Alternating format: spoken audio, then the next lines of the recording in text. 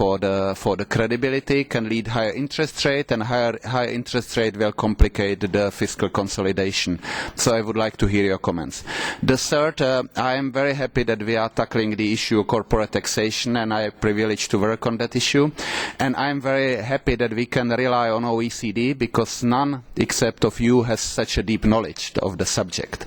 I would like to ask you, we have started with the issue of tax ruling and exchange of information, but this is for me only peak of the iceberg, because we have much more issues that are allowing firms to basically pay much lower corporate taxes, and it has consequences for the real economy. My question is, what should be other focuses apart of exchange of information and the tax rulings to make taxation more fair and not damaging the economic situation? Thank you very much. Thank you, Alfred Sant.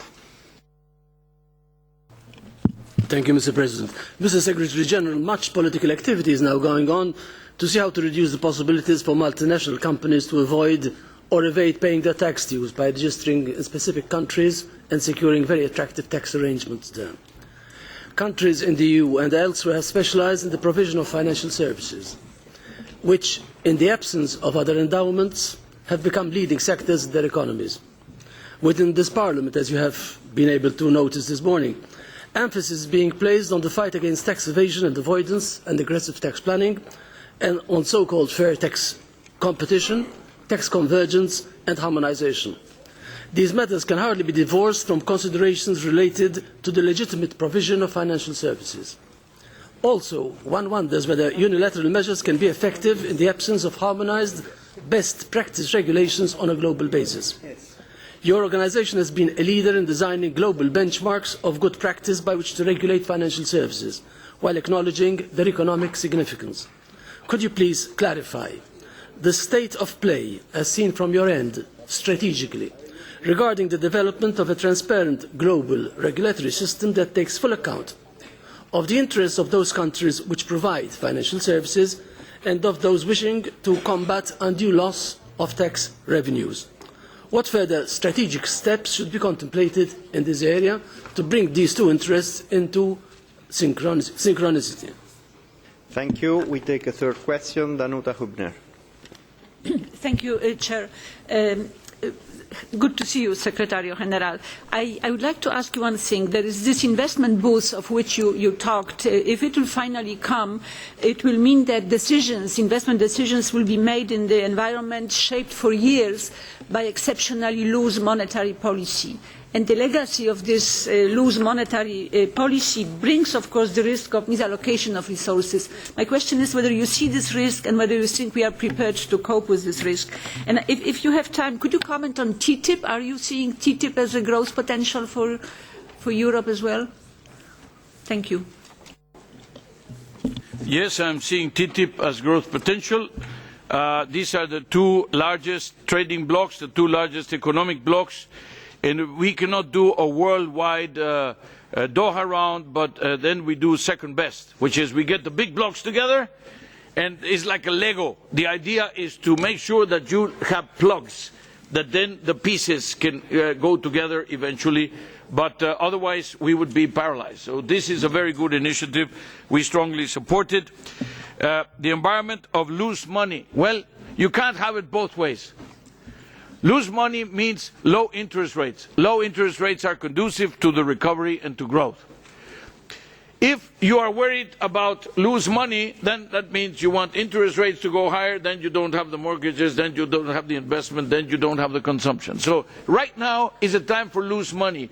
It is very appropriate that you have loose money, that you have low interest rates, and that Mr. Draghi is buying debt, and that you are going to be keeping interest rates low for the foreseeable future. This is what Europe needs at this time. This is what the United States needed 3 years ago. This is what Japan needed 2 years ago. And this is what Europe needs now. So I'm not losing any sleep about future inflation. In fact, I'm losing some sleep about deflation. And Draghi's work maybe will help to delay that. Now, Mr. Liedermayer, structural is the way to go because we ran out of the others. Normally when you have a problem, you say, oh, let's bring down interest rates. Well, we are almost negative now. Some cases negative. That means not a lot to go. Well, let's spend. We spent 40% more of debt to GDP, and we're now up to debt up to here. We don't really want that. We need to bring that down. Okay, so what do you have? Structural, structural, structural. And this is, as I said, problem for politicians. It takes time. Okay? It takes time. But this is the only way to go right now. Now, obey current rules first, and then try to change the rules. I think it sounds very logical. It sounds very, solid, perfect reasoning. Only problem is that in some cases there are better ways, and the circumstances change. The rules, of course, have been respected mostly. What we're saying is, yes, respect the rules. We are saying stay with the rules, for example, on fiscal deficits. Do it exceptionally when you give this flexibility. But I also should say, if you do not change the rules when circumstances change, you're going to find yourself with a straitjacket. Tax rulings. We supported very strongly. I came out personally with a very strong applause to the European Commission, the European Parliament, the European authorities, to Mr. Juncker and to Mr. Dombrovskis and Mr. Moscovici, because they made tax rulings automatic exchange. This is a very, very great step towards transparency. This happened, by the way, for those who want to know, our Spanish colleague, this was announced first in the G20 in Brisbane, and I'm very happy that the European authorities have acted so fast after the announcement in Brisbane. And I congratulated Mr. Juncker in Brisbane, and now congratulate him here in front of all of you. We think this is a very, very important way. There will be more progress on these issues, but this is a very important one. Monsieur Sant, BEPS, multinationals, financial services. Listen, there is no conflict between those countries that want to collect more taxes and those countries that want to have a better regulation of the banks. Because in many cases they are the same, and because effectively it's not only about the banks, it's about all the companies. I would say to you that we do not have found or are detecting a contradiction in terms, or that there would be countries that would be affected. There is one kind of country that may be affected, those who wanted to maintain the privileges of doing things in their different way to attract investments. But that is not going to be possible any longer. There are certain basic rules that will apply. That means you basically tax the income where it is generated. This is the golden rule. Then there are certain exceptions for intellectual property and things like that. But this is the way.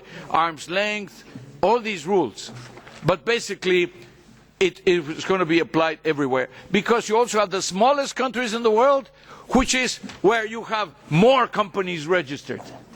You know, if you had as many companies existing really in some of these places, the country would sink under the weight of all these machines and all these, but what you have is lawyers that have a little, sign on the door, and they have a sign of 100 companies, 200 companies.